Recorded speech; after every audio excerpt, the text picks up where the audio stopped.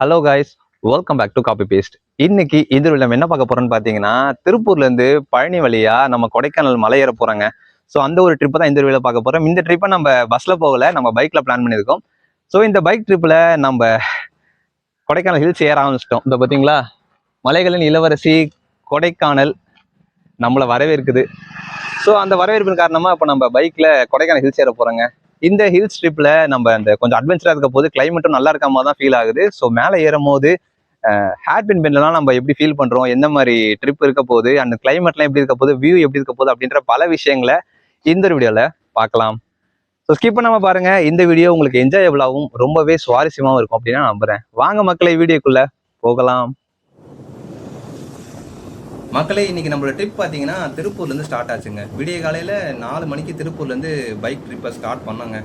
So கரெக்டாக பார்த்தீங்கன்னா 6 மணிக்கெலாம் நம்ம பழனி வந்து ரீச் ஆகிட்டோம். இந்த விடிய காலை நேரத்தில் பழனிமலை முருகனை இங்கேருந்து பார்க்குறது அப்பா சூப்பராக இருக்குல்ல. இங்கே பாருங்களேன் இவ்வளோ அழகாக தெரியுதுன்னு. ஸோ இங்கேருந்தே முருகனை பார்த்துட்டு ஒரு ஆசீர்வாதத்தை வாங்கிட்டு அப்படியே நம்மளோட கொடைக்கானல் ட்ரிப்பை கண்டினியூ பண்ண ஆரம்பிச்சிட்டோங்க. நம்ம பழனிலேருந்து கிளம்புன கொஞ்சம் தூரத்துலேயே இதோ இந்த செக் போஸ்ட் வருங்க. இந்த செக் போஸ்ட்டில் இங்கே இ பாஸ் எடுத்துகிட்டு ஒரு என்ட்ரி போட்டுட்டு நாங்கள் அங்கேருந்து ஹில்ஸ் ஏற ஸ்டார்ட் பண்ணியாச்சு மக்களே.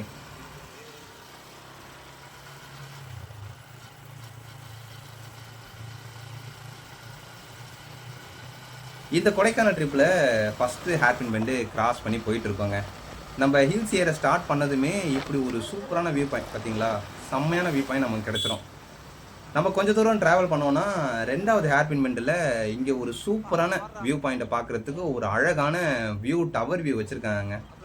ஸோ அதை பார்த்த உடனே பைக்கு தானாகவே நின்றுச்சு. ஸோ பைக்லேருந்து இறங்கி அந்த டவர் மேலே ஏறி போயிட்டு நம்ம அந்த வியூவை பார்க்கலாம் அப்படின்ட்டு மேலே ஏறி வந்தா பா இங்கே பாருங்களேன் என்ன மாதிரி ஒரு வியூவில். இது தாங்க பாலாறு அணை அப்படின்னு சொல்லுவாங்க. இங்கேருந்து பார்க்குறதுக்கு அவ்வளோ சூப்பராக வேறு லெவலில் இருந்துச்சுங்க. நான் ஒரு 5 நிமிஷம் இங்கேருந்து இந்த அழகை பார்த்துக்கிட்டே இருந்தேங்க. அவ்வளோ செமையாக சூப்பராக இருந்துச்சு.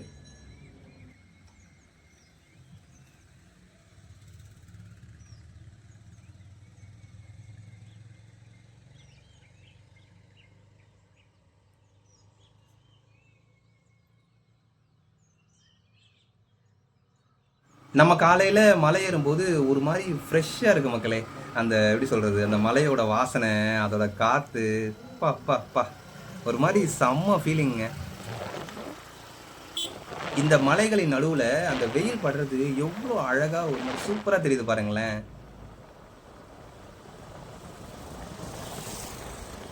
நம்ம கொடைக்கானல் ஹில்ஸுக்கு பார்த்தீங்கன்னா இந்த ரூட்டில் தான் ஏறி வந்தோம். நம்ம கொடைக்கானல் ஹில்ஸ் ஏற ஸ்டார்ட் பண்ணும்போதே ஃபஸ்ட்டு ஹேர்பின் பெண்ட்லேயே கீழே ஒரு 6 மாதிரி இருந்துச்சு.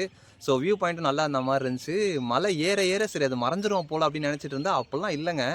கிட்டத்தட்ட ஒரு 1/4 மணி நேரத்துக்கு மேலே மலை ஏறிதுப்போம். இப்போவும் பாருங்களேன் இந்த வியூ பாயிண்ட்டு பா கீழே கூட தெரியுது பார்த்தீங்களா, கீழே ரோடு தெரியுதா, அதெல்லாம் கீழே ஸ்டார்ட் ஆன ரோடு பாருங்களேன்.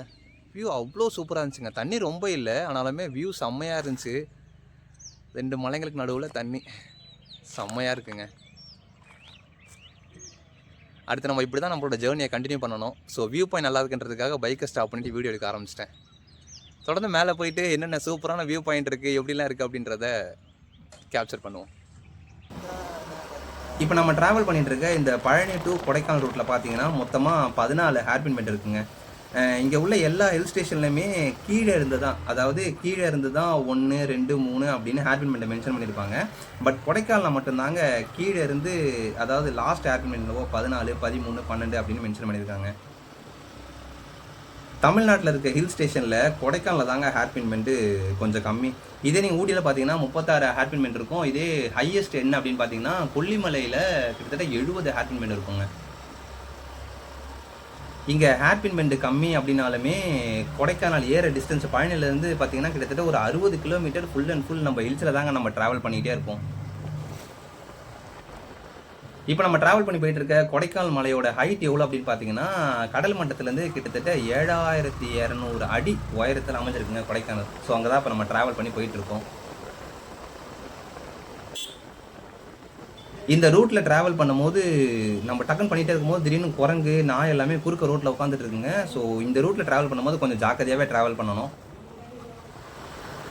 கொடைக்கானலுக்கு தமிழ்நாட்டிலேருந்து பொதுவாக 2 வழியில் போவாங்க. ஒன்று பார்த்தீங்கன்னா திண்டுக்கல்லேருந்து வத்தலகுண்டு வழியாக கொடைக்கானல் போகிறது. இன்னொன்று பார்த்தீங்கன்னா பழனியிலேருந்து சவரிக்காடு வழியாக கொடைக்கானல் போகிறதுங்க. இந்த 2 ரூட்டில் நம்ம எந்த ரூட்டு போனாலுமே சரி, லாஸ்ட்டாக நம்ம போய் பெருமாள் மலை அப்படிங்கிற ஒரு இடத்துல தாங்க போய் ஜாயிண்ட் ஆகி அங்கேருந்து நம்ம கொடைக்கானல் ரீச் ஆகணும்.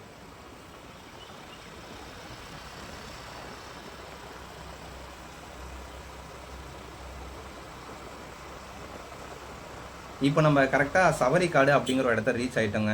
இங்கே சவரிக்காட்டில் ஒரு பிரேக் எடுத்துகிட்டு காலையில் டிஃபனை முடிச்சுட்டு அப்படியே எங்களோட ஜேர்னியை கண்டினியூ பண்ண ஆரம்பிச்சிட்டோங்க.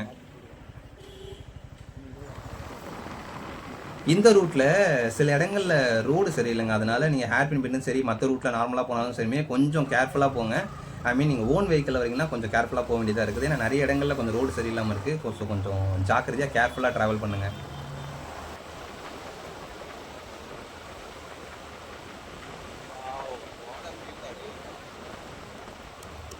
கொடைக்கானல் ஹில்ஸு நம்ம ஏற ஏற நம்ம பார்க்குற ஒவ்வொரு இடமும் அவ்வளோ அழகாக சூப்பராக இருக்குங்க. அதுவும் இதோ பாருங்களேன், பைக்கில் சோலோவாக போயிட்டுருக்காரு. பைக்கில் சோலோ ரைடு இந்த ஹில்ஸ்லலாம் அது வேறு லெவல் ஃபீலிங்க.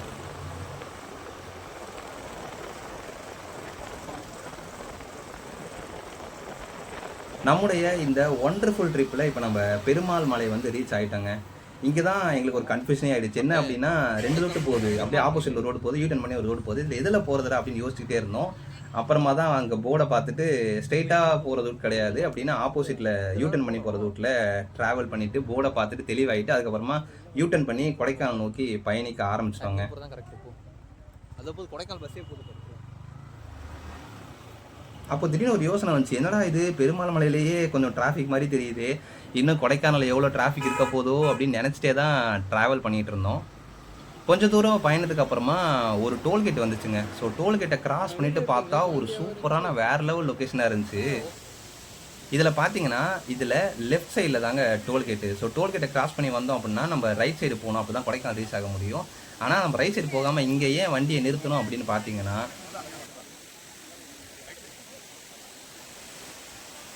இந்த ஒரு ஃபால்ஸ்க்காக தாங்க. வெள்ளி நீர்வீழ்ச்சி. இதே இந்த ஃபால்ஸை மழை காலமாக இருந்தால் தண்ணி இன்னும் வேறு லெவலில் ஆர்ப்பரிச்சு கொட்டுங்க. பட் ஆனால் எனக்கு இதுவே சூப்பராக இருந்துச்சுங்க. இந்த வியூ பார்க்கவே நல்லா இருந்துச்சு. இந்த ஃபால்ஸை பார்க்கும்போது இதே மழைகளை வந்துச்சுன்னா இன்னும் சூப்பராக இருக்கும் போல் இந்த இடம். நம்ம இந்த வெள்ளி நீர்வீழ்ச்சி இந்த இடத்துல வண்டியை நிப்பாட்டும் போது இவங்ககிட்ட கொஞ்சம் கவனமாக இருக்கணுங்க. ஏன்னா இவங்க ரொம்ப அதிகமாக இருக்காங்க. வண்டி நிப்பாட்டினா உள்ளே என்ன இருக்குது அப்படின்ட்டுலாம் ஓப்பன் பண்ணி பார்க்குறாங்க.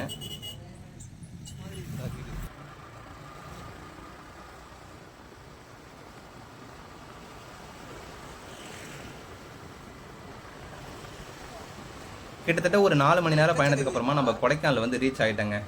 இந்த ட்ராவல் உங்களுக்கு பிடிச்சிருக்கும்னு நம்புகிறேன். அண்டு கொடைக்கானலில் நாம் வேறு எங்கெல்லாம் போனோம், எந்தெந்த இடங்கள்லாம் சுற்றி பார்த்தோம் அப்படிங்கிற எல்லா விஷயத்தையுமே நம்ம அடுத்த வீடியோவில் பார்ப்போம்.